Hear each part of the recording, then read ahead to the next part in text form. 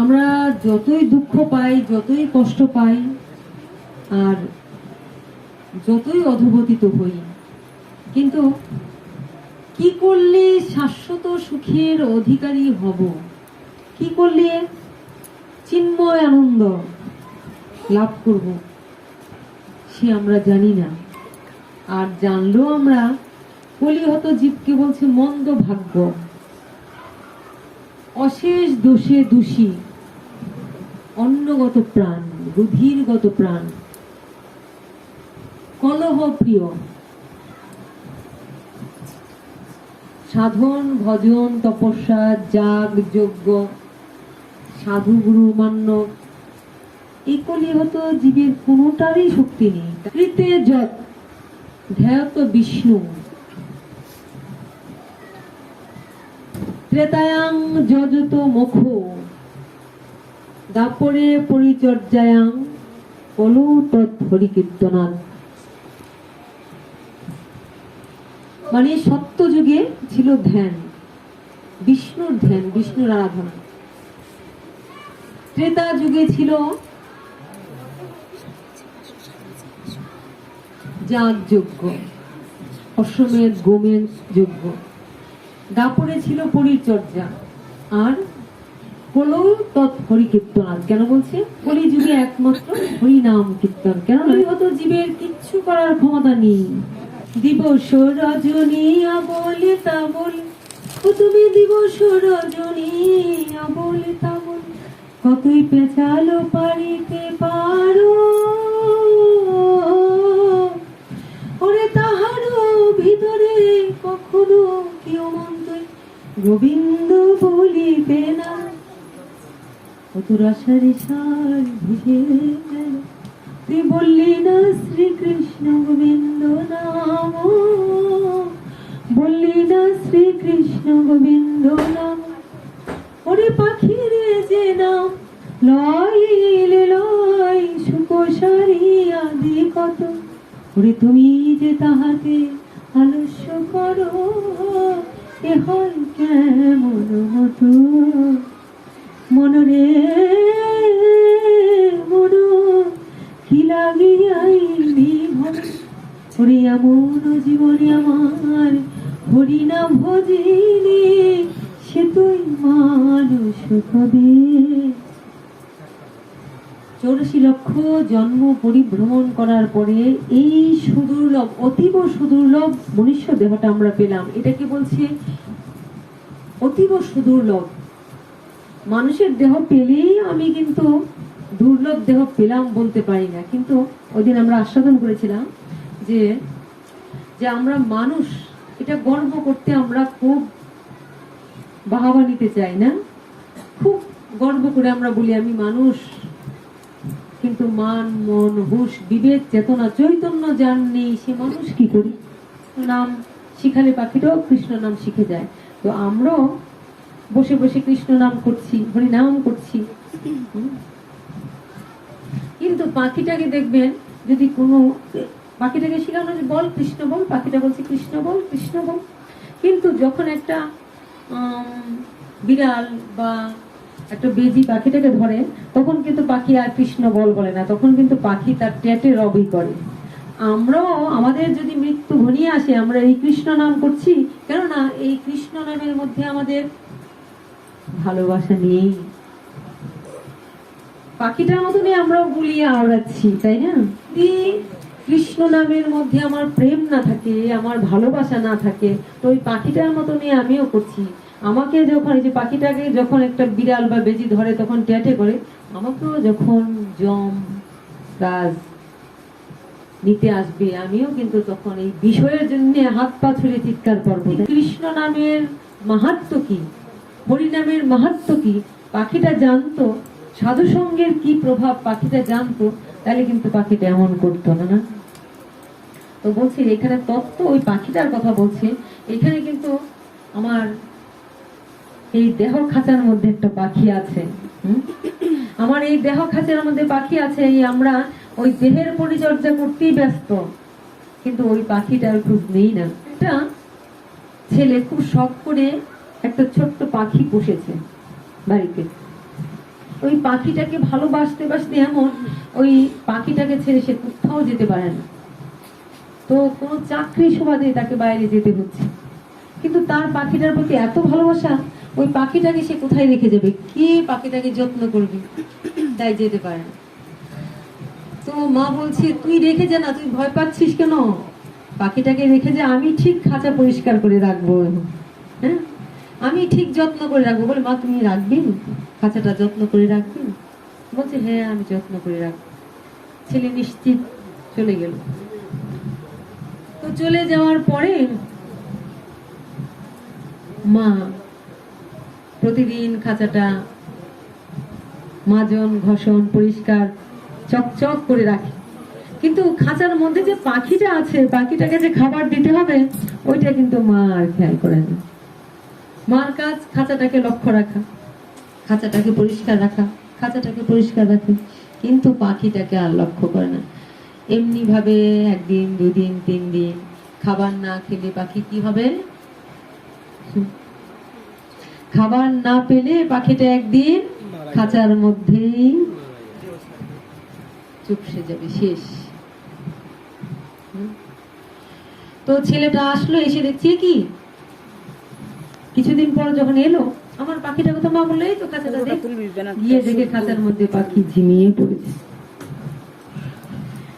খাঁচাটা ধরে দেখে ভালো করে, জয়নি তাই গৌর হরি, পাখি আর নেই। চিৎকার দিও, একই মা, তোমাকে বললাম লক্ষ্য করার জন্য, আমার পাখিটা মরে গেল, তুমি দেখলে না? বলে আমি তো খাঁচাটা প্রতিদিনই মেজে ঘষে পরিষ্কার রেখেছি, পাখির কথা তো তুমি আমাকে বলনি লক্ষ্য করি। তো আমরাও এই খাঁচা নিয়ে ব্যস্ত। দেখবেন এই শরীরের একটা রাধে রাধে একটা পোশাক তো থাকে, 10টা পোশাক চাই, একটা বাড়ি থাকে তো 10টা বাড়ি চাই, জমি চাই, গাড়ি চাই, এই তো আমরা করছি। সব ঘরের মধ্যে শুধু একটা দেহে কতটুক খাদ্য হয়, কতটুক কাপড় প্রয়োজন, কতটুক বস্ত্রের দরকার না, কিন্তু আমরা এর পিছনে ছুটে ছুটে সময় শেষ করে দিচ্ছি। একটা বাধা লেগে খাঁচায়, পাখি কখন জানি উড়ে যায়। কখন যে বদ হাওয়াটা পাখি খাঁচার মধ্যে লাগবে আর পাখি উড়ে যাবে। বদ হাওয়াটা কি? এই যে একটা রোগ বেঁধে দেখেন না, এখন তো মানুষ রোগে উপদ্রব, কলির জীব রোগে উপদ্রব না। কোন ঘরে বলতে পারবেন যে কেউ সুস্থ আছে, ভালো আছে?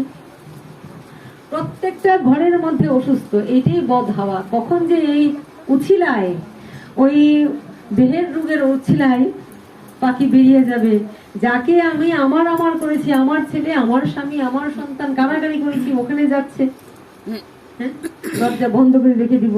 হ্যাঁ যদি এই যে ওইদিন আমরা আস্বাদন করেছিলাম যে সে যদি আমাকে ভালো না বাসে, অন্য কাউরে ভালোবাসে, তা আমি যদি না পাই তাহলে আমি তাকে মেরেই ফেলবো। আজ যাকে নিয়ে এত কারাগারি মারামারি, তাকেই চিনি। তাই বলছে এই আমার এই মনুষ্য জীবন তখনই সার্থক, তখনই সুদুর্লভ আমি বলতে পারবো, যখন মানুষের দেহ পেয়ে আমি আমার ব্রহ্ম জিজ্ঞাসা হবে। ব্রহ্ম জিজ্ঞাসাটা কি? অর্থাৎ ব্রহ্ম জিজ্ঞাসা, জিজ্ঞাসাটা কি? আমি কে? একজন যখন আমরা সবসময় তার সঙ্গে চলছি, ভিড়ছি, কথা বলছি, কোনো একদিন দেখা গেল সে আমাদের সামনেই চলে গেল, তার মৃত্যু হয়ে গেল। তো আমরা কি বলছি? আহা, আমাদের সঙ্গে ছিল, আমরা একই সঙ্গে থাকতাম, আজ তিনি চলে গেলেন। কিন্তু চোখের সামনে কিন্তু তাকে দেখতে পাচ্ছি, তার দেহটা পড়েই আছে, কিন্তু আমরা বলছি ওই মানুষটা আর নেই, মানুষটা চলে গেলেন। কই, ওই যে দেহটা পড়ে আছে, তো তারপরেও চোখে দেখ কি বলছে? বলছে ওই যে আমাদের সঙ্গে ছিলেন, মানুষটা আর নেই। সামনে দাঁড়িয়ে বলছে যে মানুষটা আর নেই, সে চলে গেল। তাহলে কি এই প্রশ্নটা, কে ছিলেন তার মধ্যে? যার সঙ্গে থাকলাম, ঘুমালাম, খেলাম, ঝগড়া করলাম, বিবাদ করলাম, তাকে তো চিনি না গো, আমাকেই আমি চিনি না, কিন্তু কত কিছুই বলছি। তাই বলছি এই যে কে, তার মধ্যে কে ছিল, আমি কে, কে আমি কেন আমায় যারে তাপত্রয়, ওই প্রশ্ন না করিলে কইছে হিত হয় বা কেমনে হিত হয়। আমি কি, আমি কোথা থেকে এলাম, কেন এলাম, কি করতে এলাম, আবার কোথায় যাব, আমি কোথায় ছিলাম, আবার কোথায় যাব, এই প্রশ্নগুলি মানুষের মনে হওয়া উচিত। তবেই সে এই দুর্লভ, অতীব সুদুর্লভ জীবন পাবে, যদি তার ভিতরে এই প্রশ্নগুলি উদিত হয়। তো বলছে আমি কে, বলছে আমি এই রক্ত মাংসের গড়া দেহটা নই। আমি অমুক তমুক রাম শাম যদু মধু, অমুকের মা তমুকের বাবা, অমুকের স্বামী অমুকের সন্তান, এটাও নই। আমি ভারতীয়, আমি ইংরেজ, বা আমি একজন ইঞ্জিনিয়ার, ডাক্তার, হ্যাঁ, এটাও আমার পরিচয় নয়। যত বড়ই দিই না কেন, এগুলি সাময়িক পরিচয়, কিন্তু প্রত্যেকের মূল পরিচয় আমি কে, আমি কে, আমি আত্মা, আত্মা, তাই না? ব্রহ্মের সন্তান যেটা বলছি আমরা ভক্তরা, আমরা বলছি আমরা আত্মা, পরমাত্মার অংশ। তা আমি কে, আমি আত্মা, তা আত্মা কে, পরমাত্মার অংশ বা অংশাতি অংশ। শাস্ত্র বলছে কেশাগ্রের অগ্রভাগকে, কেশাগ্রের অগ্রভাগকে সহস্র সহস্র ভাগ করলে যে কণাটুকু, কখনো কখনো আমরা অনুবীক্ষণ যন্ত্র দিয়ে অণু পরমাণুকে দেখতে পাই, কিন্তু তাকেও দেখা যায় না, এমনই সূক্ষ্মাতি সূক্ষ্ম অংশ। হ্যাঁ, অণু চৈতন্য, কিন্তু চৈতন্য, তাকে আমরা দেখতে পাই না, তাকে আমরা বুঝতে পাই না, তাকে আমরা খাবার দেই না। হ্যাঁ, তিনি এই দেহটাকে আশ্রয় করে এসছেন, তাহলে কে তিনি? তিনি হলেন আমার পরমাত্মার অংশ, আত্মা পরমাত্মা। আর যদি বলি জীব, তাহলে জীব স্বরূপে হয় কৃষ্ণের নিত্য দাস। হ্যাঁ, জীবের স্বরূপ হয় কৃষ্ণের নিত্য দাস, কৃষ্ণেরই তটস্থ শক্তি ভেদাভেদ প্রকাশ। এই হলো আমার পরিচয়। তা আমি যখন আমার পরিচয় পেলাম, আমি জানি আমাকে আমি ধরে রাখতে পারবো না, যখন সময় হবে তখন এই পাখি কিন্তু আমি যতই দুধ কলা দিয়ে তাকে পুষি না কেন, আমি যতই তাকে মেজে ঘুষে পরিষ্কার করি, আমি যতই এসি ঘরের মধ্যে সুন্দর করে তাকে রাখি না কেন, ওই পাখিটাই একদিন আমাকে বেঈমানি করে বেরিয়ে যাবে। কেন? রাধে রাধে, কারণ আমি ওই পাখিটাকে ভালোবাসি না, আমি খাঁচাটাকে ভালোবাসি।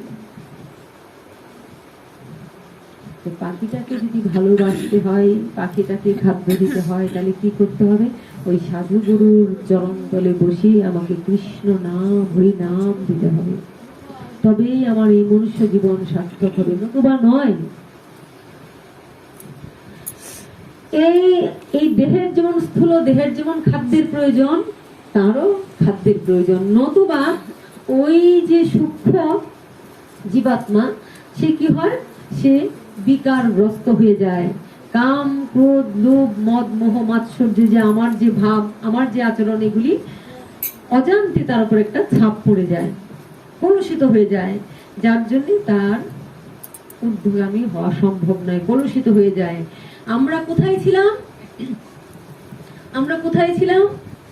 যেহেতু আমরা পরমাত্মার সন্তান, যেহেতু পরম ব্রহ্ম, যেহেতু ভগবানের সন্তান, তাহলে আমরা নিশ্চয়ই ছিলাম ভগবানের সঙ্গে। কোথায়? ভগবত ধামে ছিলাম। আমরা কোথায় ছিলাম? আমরা ছিলাম ভগবত ধামে প্রত্যেকে। কিন্তু তাহলে কেন এখানে চলে এলাম?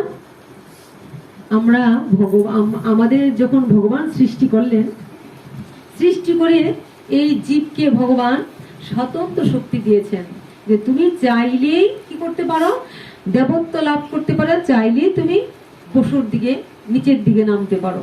এটা তোমার উপর নির্ভর করছে। কেননা একটা পশু কিন্তু জানে না আমার কোন রাস্তা দিয়ে গেলে বা কার দিকে চললে ভালো, বা এটা খেলে আমার কি হবে, এটা করলে কি হবে। আমরা কিন্তু প্রতিটা জিনিস জানি। এই বুদ্ধি, বৃত্তি, চিন্তা, চেতনা, চৈতন্য ভগবান আমাদের দিয়েছেন। আমরা ভগবানকে অস্বীকার করেছিলাম, আমরা ক্ষমতা পেয়ে কি করেছিলাম? ক্ষমতার অপব্যবহার করেছিলাম। কি অপব্যবহার করেছিলাম? যেমন দেখো, আমরা যখন বাবা মার সন্তান হয়ে আসি, বাচ্চা শিশু হই, তখন বাবা মাকে খুব মান্য করি, বুঝি। বড় হলে কিন্তু উল্টা বাবা মাকে শাসন করি, তাই না? হই কি? তাহলে এই পরম পিতার সঙ্গে আমরা চ্যালেঞ্জ করেছিলাম, হ্যাঁ আমারও ক্ষমতা আছে, আমিও করব। ভগবানও বলেছিলেন বাস ঠিক আছে, কিন্তু আমার ক্ষমতা কতটুকু? আমার ক্ষমতা সীমিত, সীমিত থেকেও সীমিত। এই প্রসঙ্গে একটা ছোট্ট গল্প বলি, গল্প না সত্যি ঘটনা। একবার দেবতা আর অসুরের মধ্যে যুদ্ধ হলো, ভয়ানক যুদ্ধ হলো। অসুররা যুদ্ধ করে দেবতাদের স্বর্গ থেকে বিতাড়িত করলো, তাড়িয়ে দিল। দেবতারা কোথায় থাকে? দেবতারা থাকে স্বর্গে। তো অসুর আর দেবতাদের মধ্যে ভয়ানক যুদ্ধ হলো। সেই যুদ্ধে অসুররা পরাজিত করলেন কাদেরকে? দেবতাদের।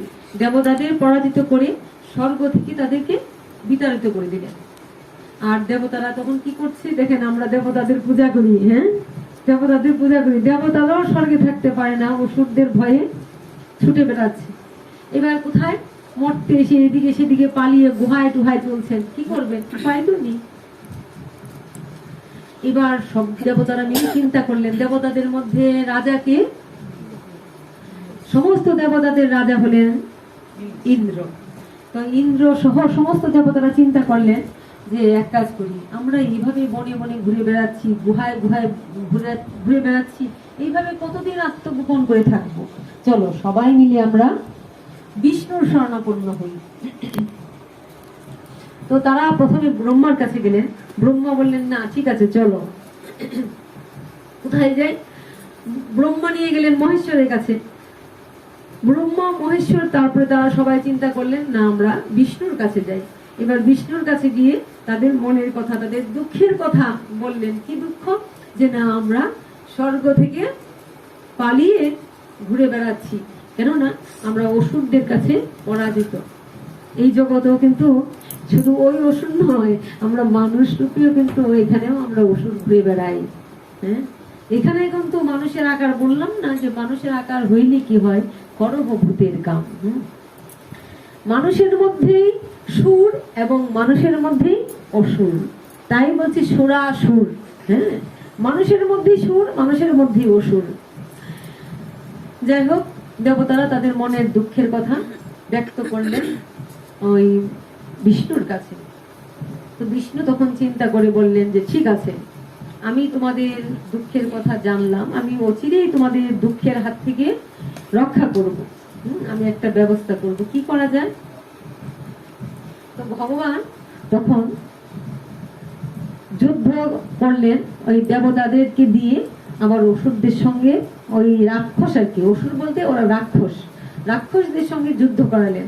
যেহেতু ভগবান স্বয়ং তাদের সঙ্গে যুক্ত, মূল ছিলেন কে? ভগবান।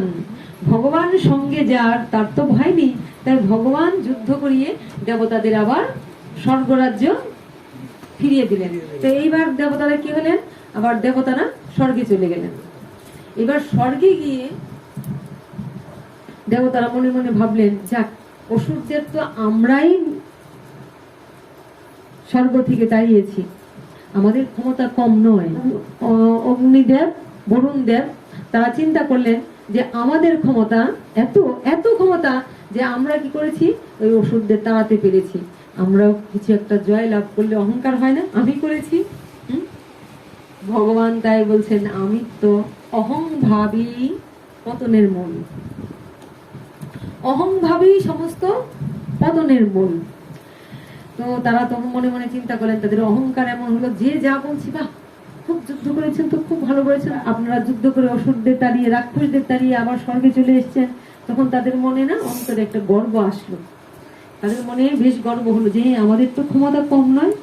ভগবান মনে মনে চিন্তা করলেন যে ভুলে গেলে, হ্যাঁ দিয়ে ধন বুঝে মন কেড়ে নিতে কতক্ষণ, আমি যে তোমাদের সেই ক্ষমতাটা দিলাম, আমাকে তোমরা ভুলে গেলে। বাহ, খুব তো গর্ব নিচ্ছ। তো ভগবান কি করলেন? তাদের পরীক্ষা করার জন্য একটু ছদ্মবেশ ধরলেন। ছদ্মবেশ ধরে ওই বরুণ দেব, অগ্নিদেব আর ইন্দ্রের কাছে হাজির হলেন। ওই তিনজন দেবতার কাছে গিয়ে হাজির হলেন। হাজির হয়ে এবার ভগবান গিয়ে বলছেন যে আমি একটা সামান্য জিনিস, একটা খড় কুটো, হ্যাঁ, খড়ের একটা অংশ, সামান্য খড়, এইটুক খড়, তো এই খড়টা আমি আপনাদের সামনে রাখবো। তো আপনাদের কাছে আমার অনুরোধ, আপনারা তো অনেক ক্ষমতার অধিকারী, হ্যাঁ, স্বর্গ আবার নিজেরা জয় করেছেন, অসুরদের, রাক্ষসদের তাড়িয়ে দিয়েছেন, তা আমার এই ছোট্ট এই যে খড়ের টুকরোটা আমি আপনাদের সামনে রাখলাম, ওটাকে ইন্দ্রদেবকে বললেন তুমি ঝড় বৃষ্টি বাদল দিয়ে ওটাকে ওখান থেকে ভেনিশ করে দাও, মানে এখান থেকে উড়িয়ে দাও, সরিয়ে দাও। এত ঝড় এত বৃষ্টি ইন্দ্র দিতে পারে, তাহলে ওই খড়টার কি কোনো অস্তিত্ব থাকবে? থাকবে না তো। ইন্দ্রদেব তার সমস্ত শক্তি প্রয়োগ করে ওই খড়টাকে শেষ করে দিতে, সরিয়ে দিতে চাইলেন। এত বৃষ্টি, এত বাদল, এত দিলেন, কিন্তু কিছুই করতে পারলেন না, খড়টা সেইখানেই তেমনি ভাবেই রইল। তখন ইন্দ্র বুঝতে পারলো যে এই সর্বনাশ, এ তো সাধারণ কেউ না, নিশ্চয়ই এটা বড় কেউ, কে, কিন্তু সেটা বুঝতে পারলেন না। এবার পবন দেবকে ডাকলেন, পবন দেব এলেন, তিনিও বললেন হ্যাঁ আমার প্রচুর ক্ষমতা, হ্যাঁ আমি মুহূর্তের মধ্যে সব উড়িয়ে দিতে পারি। হ্যাঁ, ইন্দ্রদেব ঝড় বৃষ্টি বাদল দিয়ে চেষ্টা করলেন। এবার পবন দেব বলছেন আমি আমার ক্ষমতায় সব তছনছ করে দিতে পারি মুহূর্তের মধ্যে। বলছে তুমি তোমার সর্বশক্তি অর্পণ করে এই খড়কুটোটা ওরাও দেখি। পবন দেব তার সমস্ত শক্তি দিয়ে পৃথিবী তছনছ করে দিতে পারেন, ঘর বাড়ি, আর এই ছোট্ট খড়টুকু উড়াতে পারলেন না। অবশেষে ক্ষমা চেয়ে ওখান থেকে পালিয়ে গেলেন। ভাবলেন যে নিশ্চয়ই এখানে এমন কেউ যে আমরা বুঝতে পারছি না, কেন পারছি না। এবার অগ্নিদেবকে ডাকলেন যে তোমার তো অনেক ক্ষমতা, তুমি তো মুহূর্তের মধ্যে সব ভস্মীভূত করে দিতে পারো, পুড়ে ছাই করিয়ে দিতে পারো, তো আমার সামান্য খড়টা পুড়িয়ে দাও তো। সমস্ত চেষ্টা দিয়ে, সমস্ত শক্তি দিয়ে ওই খড়টাও পুরানোর চেষ্টা করলেন, তার দাহিকা শক্তি দিয়ে, আগুন দিয়ে, কিন্তু এতটুকু খড়টাকে কিছুই হলো না, পড়েনি। অবশেষে তারা পরাজিত হয়ে মনে মনে ভাবছে যে এই ছদ্মবেশী ব্যক্তিটাকে ভগবান এখান থেকে অন্তর্ধান করলেন। অন্তর্ধান করার সঙ্গে সঙ্গে ওখানে যোগমায়া এসে হাজির হলেন। যোগমায়া তখন বললেন যে ক্ষমতার বড়াই করো, হ্যাঁ এই যে তোমরা এত ক্ষমতা দেখাচ্ছিলে, তোমরা না সব করেছিলে, ক্ষমতা কার ধনে ধনী, কার বলে বলিয়ান, তাকে চেনো না? যার বলে আমি বলিয়ান, যার বলে এই কথা বলছি, যার বলে এই চলছি, খাচ্ছি, ফিরছি, এক্ষুনি তিনি চাইলে আমার বাক রুদ্ধ হয়ে আমি এখানেই পড়ে যাব, আর ঘর অব্দি যাওয়া আমার সম্ভব হবে না, তাই না? কিন্তু তাকে তো ডাকি না, তাকে তো চিনি না, তাকে তো চিনতেও চেষ্টা করি না, কিন্তু গর্বটা, অহংকারটা আমি নেই মন ভরে না, যে আহা আমি কত কি করতে পারি, কত ক্ষমতা, তাই না? তো এই ভগবান দেখালেন যে তিনি দিয়ে ধন বুঝে মন কেড়ে নিতে কতক্ষণ, তিনি কেড়ে নিতে সময় নেন না। এই আমাদের বাক্য দিয়েছেন, বলার বদন দিয়েছেন, চলার শক্তি দিয়েছেন, কিন্তু আমরা তাকে চেনার চেষ্টা করি না। এগুলিকে আমরা কি করলাম? শুধু অপব্যবহার করলাম, পৃথিবীতে এসে অপব্যবহার করলাম। প্রহ্লাদ মহারাজকে তার পিতা কে হিরণ্যকশিপু বললেন যে সবাই আমাকে মানে, সবাই আমাকে ভগবান হিসেবে স্বীকার করে, আমার সামান্য ছোট্ট পুত্র হয়ে তোমার এত বড় সাহস, তুমি আমাকে মানো না? আমার ভয়ে, আমার হুঙ্কারে সবাই কাঁপে, সবাই ভয় পায়, আর তুমি এত সাহস, তোমার এত শক্তি কোথা থেকে পাও? এত বল তোমার কোথায়?